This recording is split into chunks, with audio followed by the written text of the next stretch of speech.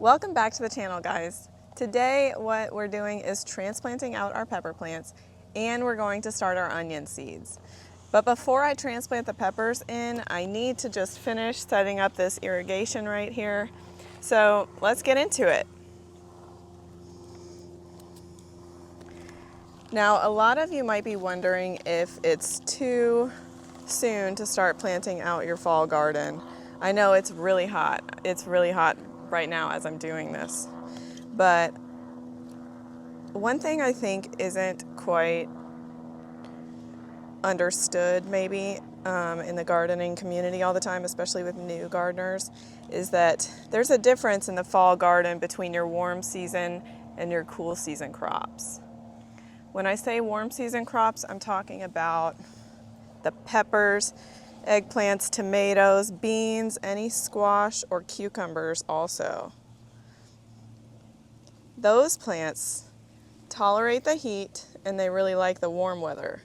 So they also beans usually take about 60 days to reach harvest, but the rest of them, the eggplants, peppers, tomatoes, squash, they're going to be closer to like 90 or even 100 days to reach maturity. And so what we really need to do is make sure we're getting them in the garden early enough to actually get a harvest before the sunlight hours drop in about, like late November or December. December 21st is like the shortest day of the year. So leading up to December 21st, those sunlight hours really drop. And then that's going to really slow any ripening. It's really going to slow growth all across the garden. And with these big fruiting crops, they just need more sun. They need more everything, more water, more nutrients, more sun. So we have to get them in at the right time. And I'm in Central Florida, so I'm doing August for my peppers because my peppers, I started them in a video a few weeks ago, and they look really healthy and they look ready.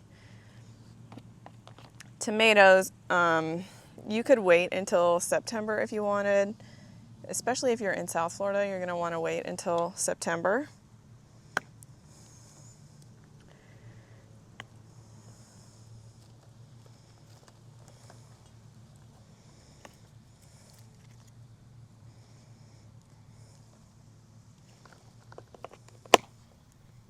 It's a little harder than I thought it was going to be to talk while doing this.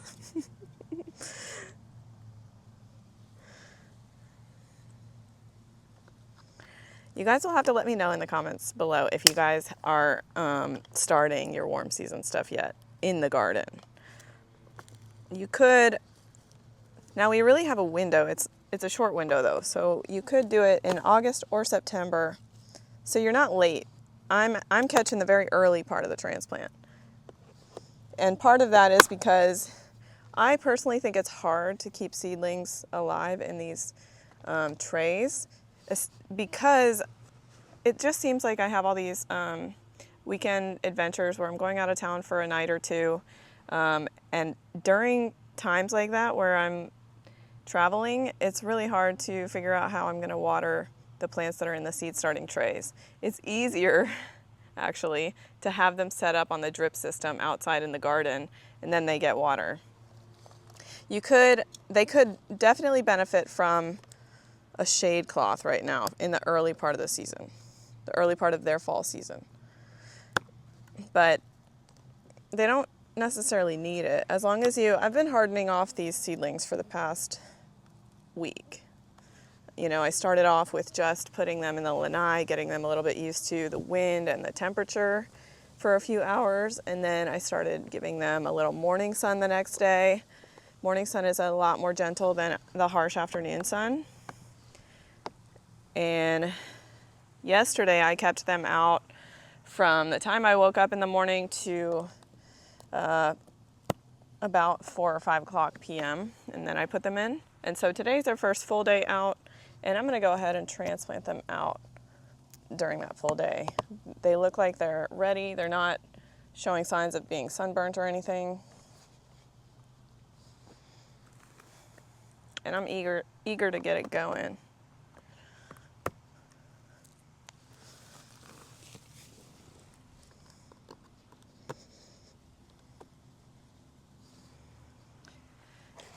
Now tomatoes, some people have a mental note about, you know, don't put them out until September 1st.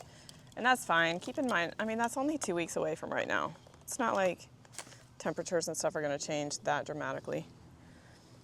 So it's fine if you want to do that. It's also fine if you don't want to do that.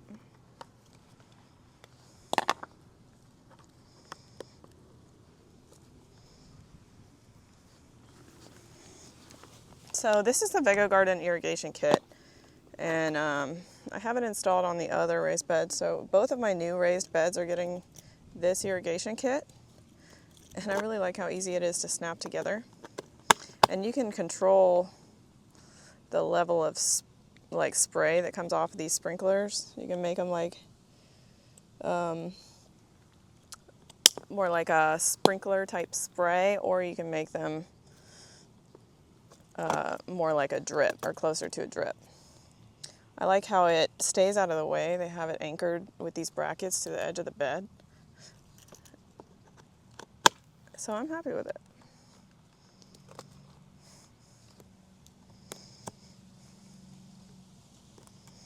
We're almost done. Look at that. We're like halfway done. Then we're going to do the peppers. I wonder if you guys, yeah, I think I set up the camera okay. You can still see me as I go around the back side.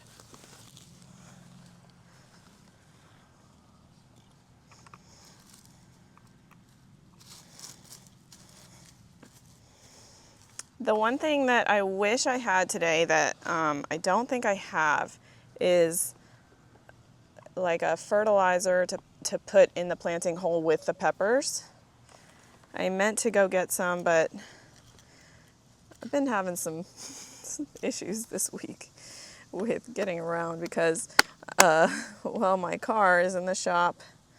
Turns out it needs a brand new transmission. Yes, the most expensive car repair. Yes. Awesome. So we're getting a new transmission. Don't worry, the car it's a Suburban. It's got 100,000 miles on it. So it's time for a new transmission. And they're known for going out on Suburbans around 100K miles. But that is why I didn't go to the store and I didn't get the fertilizer that I wanted. It's a little easier said than done right now. I am without a car. I didn't get a rental car, so I don't have a car until they get it fixed. And they said it was going to be like 7 to 10 days. That was yesterday. But now he just texted me a little while ago and said he might have it ready today or tomorrow. So that would be cool. That'd be good. Except for this big expensive bill I have to pay. But I can pay it, you know, I can pay it. It's not that stressful when you can pay it. It's just a lot.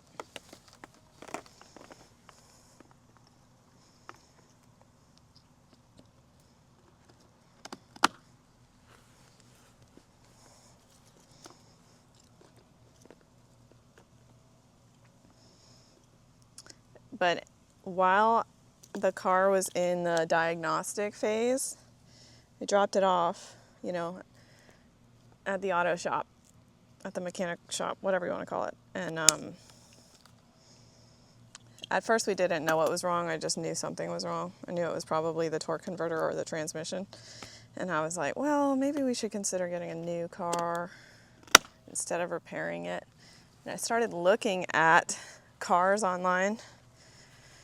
And holy cow, I haven't bought a car in 5 years. I think it's been 5 years since I bought a car. And I can't believe how much car prices have gone up.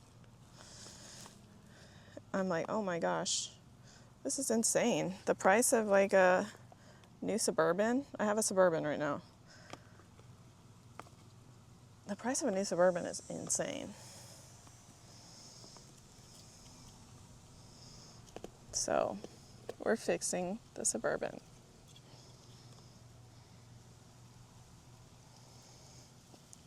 My dad's a car guy. He loves cars. When I was growing up, he was always getting a new car He'd call it new car fever. He'd get new car fever every 3 years or so. And he'd get a new car. Never at the expense of he was never like reckless financially with it or anything like that. But cars were his thing. And I just don't think I share that same excitement about buying cars. I'm dreading buying new cars. I just think, yeah, on the one hand, it'd be cool to have a nice new fancy car. On the other hand, it's like a depreciating asset that you buy. It's like you buy it and the money's just going down in value. Down, down, down, instead of going up. So cars aren't really my thing, but they are my dad's thing. And my brother got that gene too. My brother buys new cars.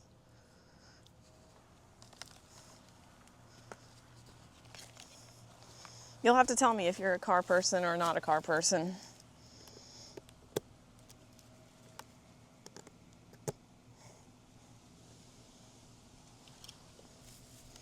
While we're finishing this up, I think we've got let's go ahead and do the sprinkler part and then I'll do that one. But while we're finishing this up, I want to take a moment to thank Vego Garden. Vego Garden is the sponsor of this video. And so Vego Garden products will be used throughout the video. I've been using these seed starting trays for a couple of years now. I really like them. I like how their systems work together with the, all the trays and everything. And I really like their irrigation kit after trying it. So check out Vego Garden products if they interest you. And I'll have a link in the description box and in a pinned comment below so you can get a discount. My best discount is probably the 5% off anything site-wide. So check it out if you're in the market for buying any gardening equipment. Thanks, Vego Garden. One more over there, and then we'll get to transplanting. You guys should see the setup that I have right now with my phone. So I film these videos on my cell phone, right? And I just have a little tripod, so it's sitting on a tripod right now. But you guys know, if you live in Florida, how intense this sun is. It's like 10:30 in the morning right now. I tried to get out earlier, but it just didn't happen. Okay, I didn't get out earlier than 10:30. And I needed something to protect the cell phone from this heat or it's gonna shut off. Like in this time of year, I'm not able to film outside for long periods of time without some kind of cover or shade on the phone. It'll overheat and then stop recording. So what I did today was rig up, I have an obelisk trellis and I stuck it angled on a chair. I don't have a standing umbrella. That's a key piece of information for this story. Don't have a standing umbrella. And I don't have a car to go buy one either, because my car's in the shop getting a new transmission. So I just rigged something up with a small handheld portable umbrella it's just some crazy rig set up with an obelisk trellis holding it in place and some bungee cords too. Also, I can put an umbrella as shade over top of the cell phone while I'm filming. Isn't that ridiculous? Gotta do what you gotta do sometimes, right?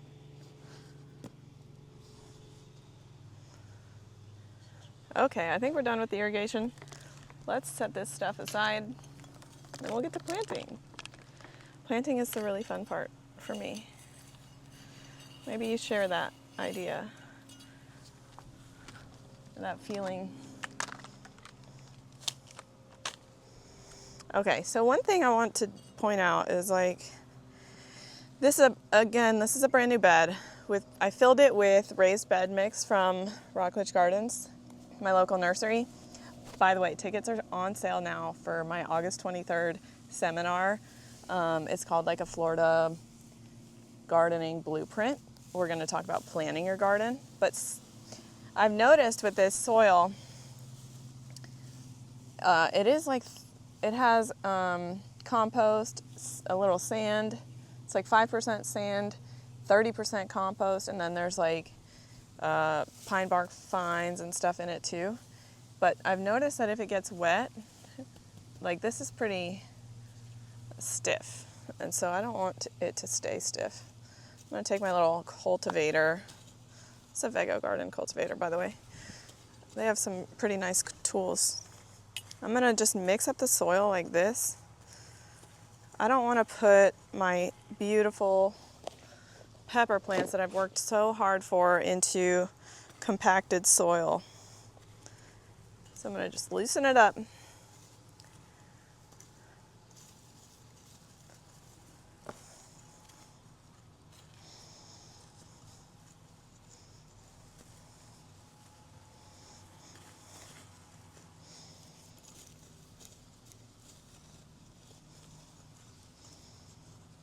And this bed hasn't had irrigation on it, so it is pretty dry.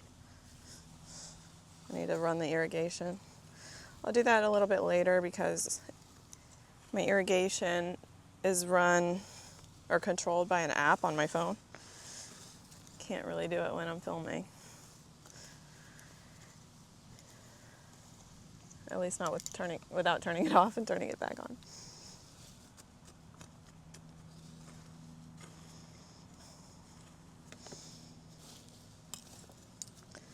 All right, the soil is nice and loose. It looks good. We got a lot of pepper plants actually. I think maybe we'll do, let me think about how to arrange them. 8 pepper plants. This is 4, 8, 12 pepper plants. And this is a 2-foot by 8-foot long raised bed. I think what I'm going to do is try to do this alternating pattern to squish them together a little bit more. Let's try that. Oh, this is the tomato. Is that a tomato? That's not a tomato. Why is it labeled tomato? Oh, these are the ones, I remember what I did. Remember when I, a couple weeks ago when I had my shishito and Anaheim peppers? Or no, Anaheim didn't germinate. That's what happened. And so I spread out the extra shishitos into different cubes. So these are pepper plants. Even though they're labeled tomato, I didn't take off the tomato label. This is what always messes me up. If I label and then I do something and don't move the label, then I get screwed up. Or if I lose the label, then I can't remember what I planted. Might as well just not even label anything.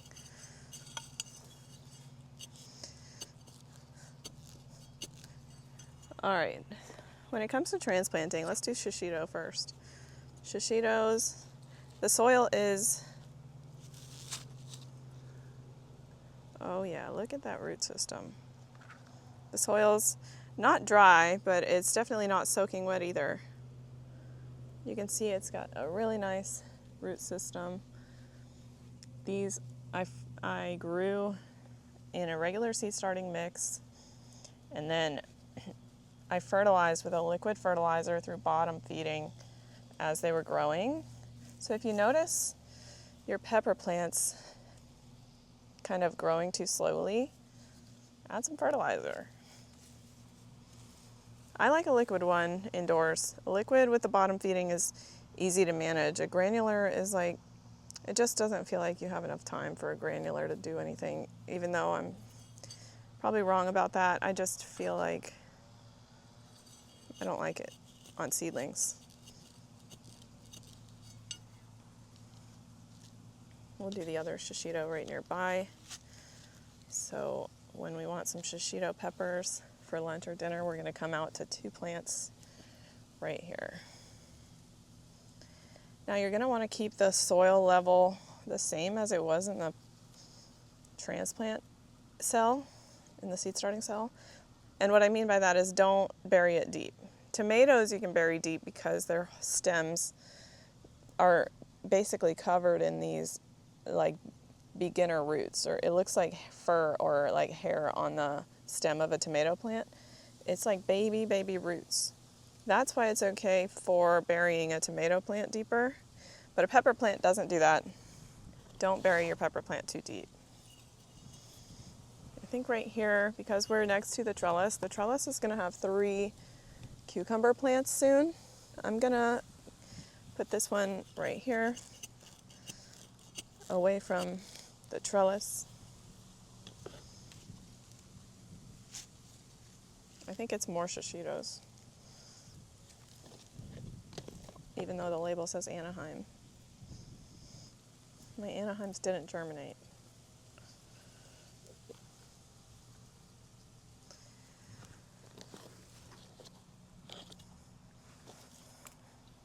Now we can come back over here a little bit.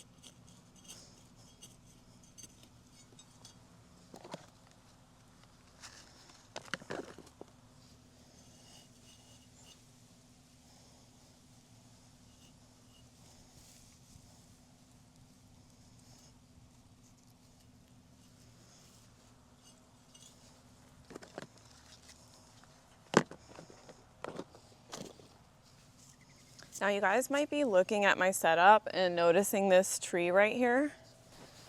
And the reason I'm not worried about the tree is because of the directions. So we're on the sun rises over there, it sets over there. So if you're on the north side of a tree, that's the shadiest spot you could be.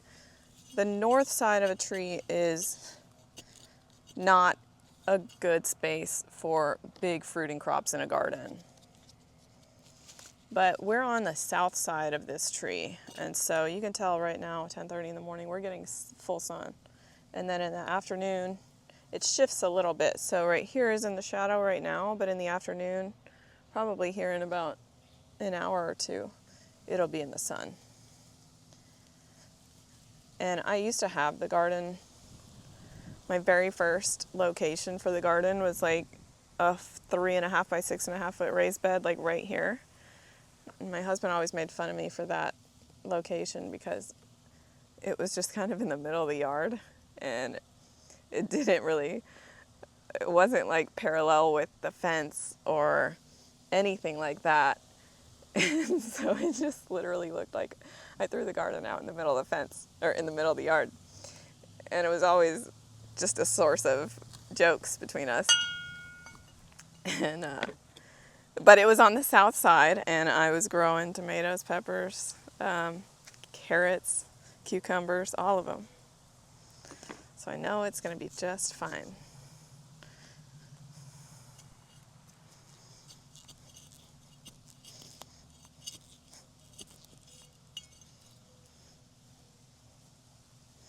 I do get that question about shade and full sun a lot. I think because we always hear like full sun doesn't mean Florida full sun. Our sun is too intense. And that is true in the summer and in, the months like, April, May, when it's starting to get really hot and the sun is starting to get really intense. But once you get into fall, the sun intensity is like much more chill. Like think about it, like when you go to the pool and you're laying out or trying to get a tan or something like that, you might get a tan a little bit in the fall, but it's not going to be nearly the same, like, sunburn risk as it is if you were in the summertime doing that. It's because of the sun intensity and the UV index. Some of these peppers just look so pretty. I love a pepper plant. I think it's so pretty. So I think that when you hear that phrase, full sun doesn't mean full sun in Florida, and you need to stay out of full sun for Florida. I have not found that to be true in fall and spring and winter. I think it's true, you know, for those other times of year. Basically April through September, I think it's true. You need shade cloth.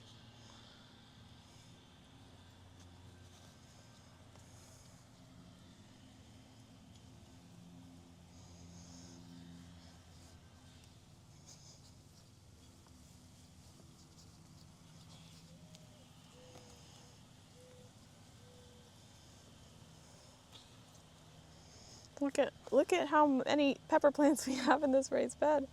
There's so many. It's going to be great. It's going to be a very productive pepper garden. And I know maybe I'm making a mistake with mass plantings of pepper plants all together. But I'm doing it in part because the cover crop is still growing in the other gardens. So I don't have quite as much space available. You know, the other garden space exists, but it's not available, and it won't be until I chop that cover crop down and let it rest, which is coming up really soon. I think when I first planted it, I said I would terminate it September 1st. So we're really only like 2 weeks away from me terminating it. I might do it like 1 week early, maybe, because well, I'm having a hard time. I think I'm going to have a hard time managing the size of the pepper plants. They're getting really big. I need to move them into a bigger container to buy myself a little more time before the garden is ready for them. So I think potentially as early as next week or maybe the week after that, we're going to be terminating the cover crop. And we're going to be building the tomato trellis, the one that I've been talking about with the EMT conduit. Do you think that's dumb? Is it going to be like a lightning magnet? I was driving home from something yesterday in my golf cart, you know, because my car's in the shop. My only vehicle is, I got to ride a bike or take a golf cart, right? So I took my golf cart, but it was really, a big storm was about to start. The lightning was popping. I could see it like one strike after another in the distance, but it wasn't that far away. And lightning freaks me out. I don't think when I was growing up in Virginia, we never had lightning like this. I did not grow up like afraid of lightning like I am right now, and like probably my kids are right now. Because Florida lightning is another animal completely. So I'm worried the EMT conduit trellis is just going to be this metal structure just waiting to be struck by lightning. But maybe it's probably fine. I mean, if you look at these arch trellises and the obelisk trellises that I have, they're all metal too. There's metal everywhere. I guess it's got just as much a chance of getting struck by lightning as anything else that's metal. All right, we're done with the peppers. Let's start our seeds for our bulbing onions.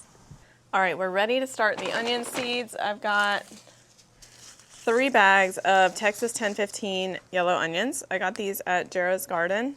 These are my favorite yellow onions. It's a short day variety, perfect for us here in the southern part of the U.S. And a Texas 1015 is widely available. I got mine from Vego Garden, but you could also get them from so many other sites. I mean, I think I've seen them on Botanical Interest. I've seen them on growhouse.com. I've seen them in so many places. So if you're looking for them, search around. Your favorite seed store might have them already. And I'm going to start with a seed starting mix. This time I'm using a Jiffy seed starting mix. This is actually one of my least favorite seed starting mixes because it's almost hydrophobic sometimes when you buy it, and it can be really hard to get it to hold moisture, and it dries out. So for that reason, I'm going to mix in some worm castings. Worm castings in your seed starting mix is a nice way to add some really gentle nutrition. I did up to 50% worm castings to like 1-to-1 ratio worm castings to seed starting mix in the past. And And it works just fine, although I got some comments when I did that saying that it was probably going to cause more fungus issues than helping anything. And so maybe 50% was a little bit strong. But anyway, I'm using probably the last of my bag from Eaten Worms. I did, if you guys haven't watched that video where I went to the worm farm, I went to the Eaten Worms worm farm. I'll put a link up here or here, whichever side it shows up. I'll put a link to the video, but I did a tour. I went to his facility and did a tour of his operation for worm castings, and it was really cool. I mean, he's like very resourceful, extremely resourceful. He was, getting like supplies, like all of his food scraps and stuff that he uses for the worms to break down, he gets from a local restaurant. He gets the coffee grounds from his local Dunkin' Donuts right there in Titusville. And if you follow him, Eaten Worms, Rodney Eaton is his name. If you follow him on social media, he's always sharing like really cool things about how his business is developing. He just, I think, signed a contract with like Royal Caribbean to take some of their waste off the ship and turn it into compost or worm castings. And I think that's so cool. He's like using these local businesses that are big businesses and using a lot of their waste and repurposing it for something that's provides so much good nutrition for our plants in the garden. You can buy his stuff on his website, or you can buy it right there at Rockledge Gardens if you go there. So this is the seed starting cell that I'm going to be using. This is the plant and pot bundle, I think is what I got. It's like a 76 cell tray from Vego Garden. This is what I did 2 rounds of onion starts in last year.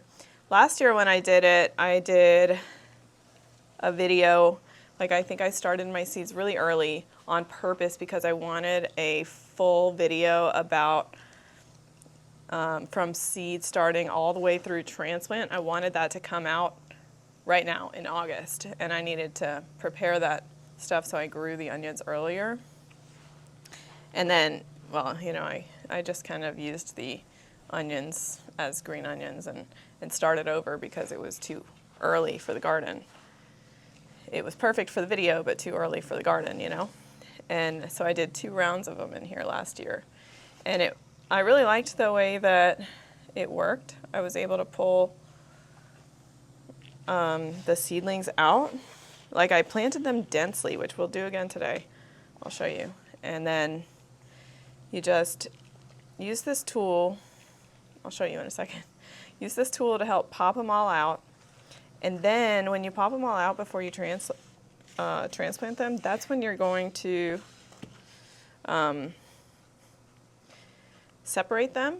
So you can plant them really close together right now. And in the seed starting cell, I'm going to do all 3 packets in here, although that's, I think I've only ever done no, maybe I did do 3 packets because I think I did a red onion, a white onion, and a yellow onion all in here. But I'm just doing yellow onions. I love yellow onions, and I only use red onions every now and then, so I figured I'd just buy those at the grocery store instead of buying a whole seed packet to grow just a handful of onions.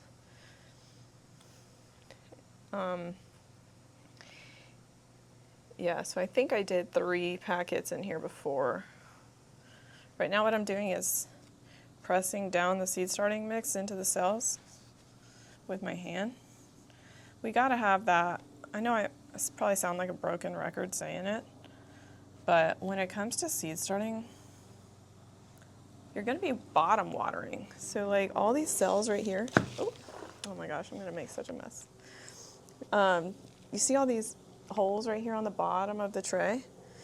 These are what's making contact with the water when you put the water in the bottom tray. And if you have it not pressed down, like right here, you can see, I don't know how well you can see, the lighting might be bad, but This one is not pressed down at all, and so it's not even going to make contact with that water unless the water level is really high, right? But you gotta put it in, pack it in a little bit so that you have the contact with the water. I'm gonna put another layer on top. I think I'm gonna need to open that other bag that I brought out. I'll mix this with some worm castings too.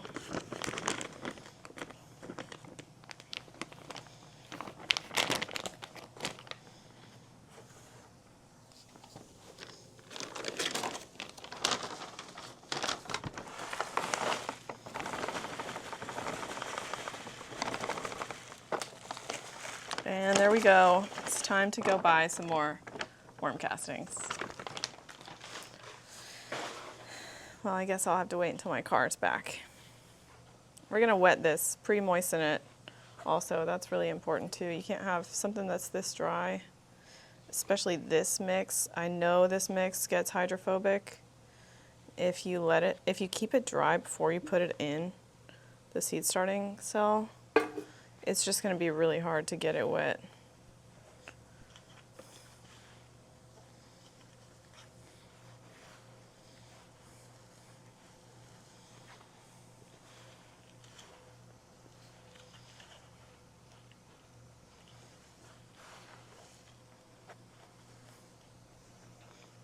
I want a little more water.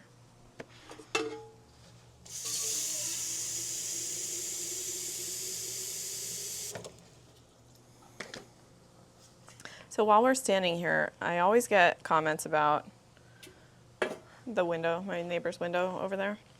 Don't worry, it is one of those windows that's like, I don't know the word, it's like obscured. They can't see right out. I can't see right in or anything. It's like the wavy glass or something like that. Anyway, I planted a line of podocarpus along the fence over there to help kind of, you know, provide some privacy, right? And that's going to take probably 2 years to even make a difference. But I have been getting some quotes for like a screen. They make these screens, these like motorized screens that they do a lot for sun and privacy. It's more than just a bug screen. And so I think we would put it on this whole area right here, and it'd be motorized, so it doesn't have to be down all the time. But in moments like this, I could put it down, or when we're eating breakfast out here at the bar top, we could put it down because the morning sun will come straight through here and put so much sun on your face on the bar stools. And you know, this time of year, nobody wants to sit there when the sun is straight in their face in the morning. So I think we'll do a screen right there, a motorized one, so that it gives us a little flexibility in that space. And the outdoor project is really still not done. I mentioned a long time ago how we wanted to do a pergola over the big extended portion. I still want to do a pergola, but I'm having a hard time. I was on contract to get a cedar pergola from one guy, and I don't know what it was, but he did not want to do that job. I paid a deposit and everything, and he ordered the material, he delivered the material, but he was like extremely slow. Acted like he delivered the material, and then I didn't hear from him for another week until I texted him and said, like, you know, I don't think this is a great place for long-term storage for this stuff, because it was big cedar planks and this sun polycarbonate panels like sitting on sawhorses in the side of my yard. I'm like, this is not right for long-term storage, right? So I was like, let's fix this. And he's like, oh, yeah, I'll get it installed soon. And I was like, you know, at that point I was really losing confidence that he was even going to do the job. And then found out he didn't even pull the permit. We need a permit because it was going to be mounted to the house. And then he was like, oh no, I did do the permit. It's just in this other stuck state over here or whatever. Anyway, he was just full of it. I don't know why. I couldn't explain why he didn't want to do the job. I was like not a customer who was complaining a lot, but he didn't want to do the job. So I ended up canceling the contract, got my money back. Now we're back to the drawing board about what to do for a pergola or some type of shade structure out here. And so I talked to like 3 more companies recently trying to get a quote for a lot of different structures. I was like, let's just quote, and then, because I think the price is going to influence which one I pick, right? So let's get a quote for the cedar pergola. Let's get a quote for an aluminum pergola with polycarbonate clear panels on top. Let's get a quote for the motorized louvered pergola. Let's get a quote for a shade structure. And, well, then I learned my HOA won't even allow a solid roof at all. So that limits my options as well. I mean, I guess they'll allow a sun poly clear one on top of a pergola, but they won't allow like a solid aluminum roof at all. And if you guys have looked at solid aluminum roof shade structures lately, some of them look really nice. If you look at like the brand Azenko or something like that, they look really nice. They are not like a cheap looking shade that an HOA might hate, right? But sure enough, they don't allow it. I know anyone out there who's skeptical about buying in an HOA because of stuff like this, I know I'm just feeding your fear about it. But, well, it's the truth. So we're kind of still trying to figure out what to do.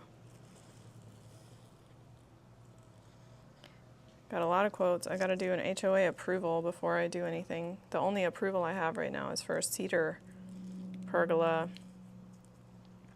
with a sun poly, oops, I didn't mean to do that, with a sun poly cover on top.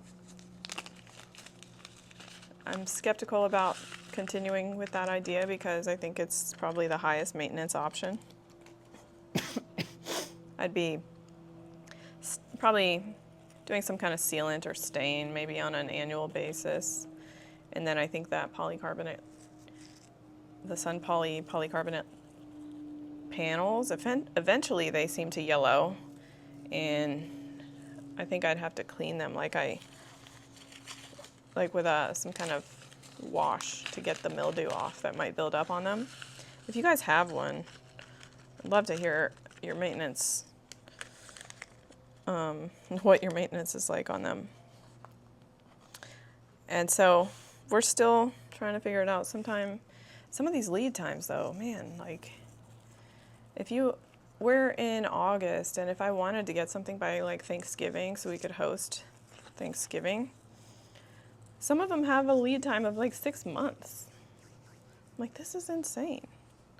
And some of the prices are absolutely insane. Like a motorized louvered pergola, we pretty much ruled that out because of the price. At least, or we have to change something. I don't know. So the price is partially because of the size of the space. The space I'm trying to cover is like 28 foot by 16 foot. It's very big in terms of a pergola. So if you look at like a kit for a pergola, I shouldn't have even used this. I should have just put it on there. It's helpful for pulling them off, but maybe not so helpful for planting. There's so many seeds in here. Oops. Yeah, so The size of the patio that I want to cover is 28 foot by 16 foot. And because we have a column here, a column there, and a column there, basically for the lanai, I really would prefer to have it mounted to the home. So we don't have like a column and then a post.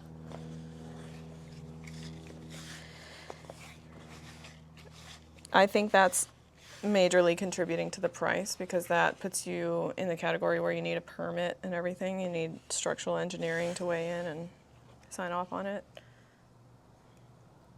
Now I'm just gonna kind of lightly bury these onion seeds. Might need to grab a little bit more seed starting mix. So yeah, we have to cover a lot of space. I would like it to be mounted to the home. And we'll see what we do.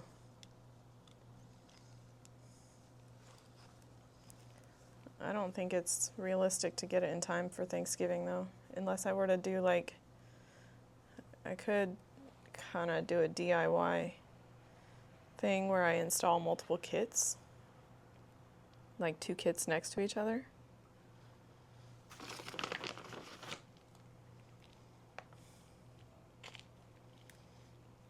I don't know.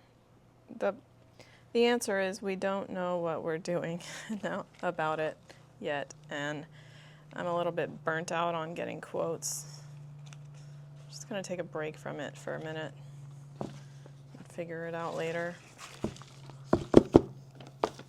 It's kind of tiring talking to all these different companies and then seeing what they come back with, and then if you don't know exactly what you want, you know, you don't want to put a deposit down if you're not like totally sure. Okay, so now we've got these. I'm going to cover them. I do like to cover, so first thing we're going to do is double check that we've got the right amount of moisture on the top of the cell. So I got this little sprayer. I've had it for a while. One of these is pretty convenient for, you got to put it on the gentle setting and get your seed starting cells moist on top. The onion seeds need the moisture to germinate for sure. Don't let it dry out on the top. And another way that I do that is, another way that I prevent the drying out on top is by putting vermiculite on top.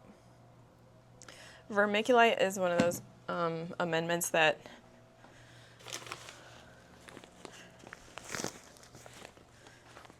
improves moisture retention. So we put it on top and then we can wet it on top. Yeah, so it even says instructions for use. Cover seeds or a seeded lawn with 1/4 inch of coarse vermiculite and keep moist until seeds germinate. So it's a nice, helpful thing for preventing dry out on the top of your seed cells. I'm just going to spread it like this, and it's very lightweight. The seeds will grow right through it.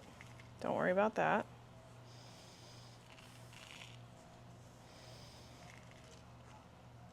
It's an optional step. You don't have to do it, but I do really think it helps.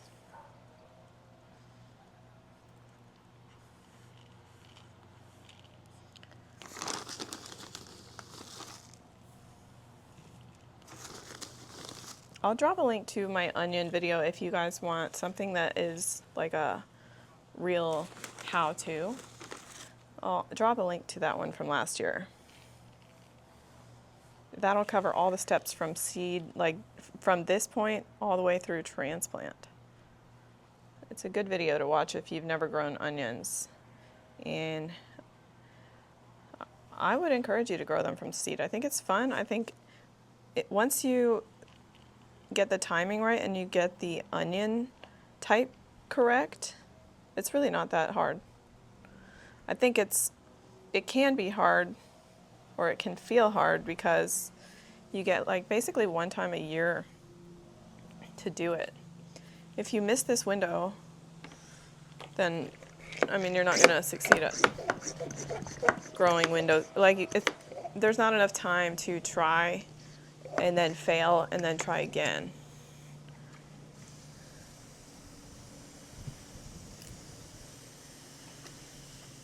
It almost has to be a year apart if you fail and try again, you know? So watch my video and you won't fail. And I think that's it. We're going to go ahead and put this inside under the grow lights. I'm not going to bother with a heat mat. You can do a heat mat. It might speed up germination, but I think we got enough time. It's only August 13th. We're going to plant these out in the garden in October, probably late October. So that's going to give us 8 weeks for these to sprout up. And once they get about 6 inches tall, we're going to be like giving them a haircut, like, you know, like you would with like a chia pet when you were younger. A haircut is unnecessary, but I think that it helps them stand more upright. You'll notice if you just let them be long, they'll be flopping over everywhere. And I really want to put them in the garden when they're strong, stout, and upright. So we're going to do a haircut periodically, and we're going to be fertilizing with, I'll probably use a Fox Farm Grow Big again.